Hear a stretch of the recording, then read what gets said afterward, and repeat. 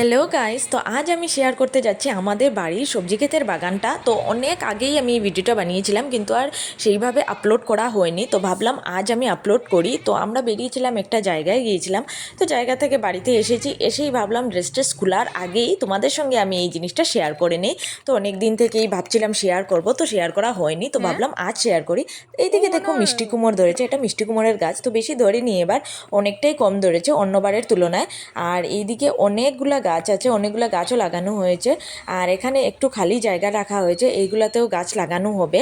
আর এখনও লাগানো হয়নি তেমনভাবে। আর এই হলো শিম ঝাড়, শিমের যেগুলা মানে গাছ থাকে ওইগুলো দেখো অনেকগুলো শিম ধরেছে, তোমরা দেখতেই পাচ্ছ। তো যাদের যাদের লাগে এসে যাবে, আমাদের এখান থেকে শিম নিয়ে যাবে। তো এটা আমাদের সবাই মানে বাবা কাকারা মিলেই বানিয়েছে এইগুলা। তো অনেক বড় ক্ষেতের জমিন আছে। তো এইদিকে দেখো অনেক লোকজনও আসে এই টাইমে। আর এইটা তো তোমরা দেখেই বুঝতে পারছো, কিন্তু আমি তোমাদেরকে বলবো না, তোমরা আমাকে কমেন্ট করে বলবে যে এটা কিসের গাছ। এটা কিন্তু আমরা সবাই খাই, এটা ডাল খেতেও আমাদের খুব ভালো লাগে। তো তোমরা বুঝতেই পারছো আমি কিসের কথাই বলছি। তো এইদিকে তোমাদের সঙ্গে আমি বাঁধাকপিগুলো শেয়ার করি। এইদিকে দেখো বাঁধাকপি মানে কেবেজ।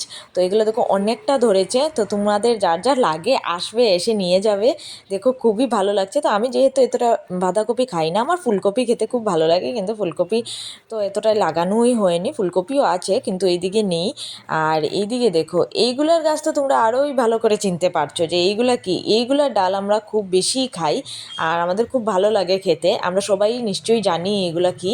আর এইদিকে দেখো তোমাদের সঙ্গে আমি আবারও শেয়ার করছি শিমের যে ঝাড়গুলা। তো ওইগুলা অনেকটা শিম ধরেছে। তো গাইস, তোমাদের যাদের যাদের সবজির দরকার, অনেকটা সবজির দরকার, তো এসে যাও আমাদের সবজি বাগানে। সবাইকে আমি নিমন্ত্রণ করলাম। বাই।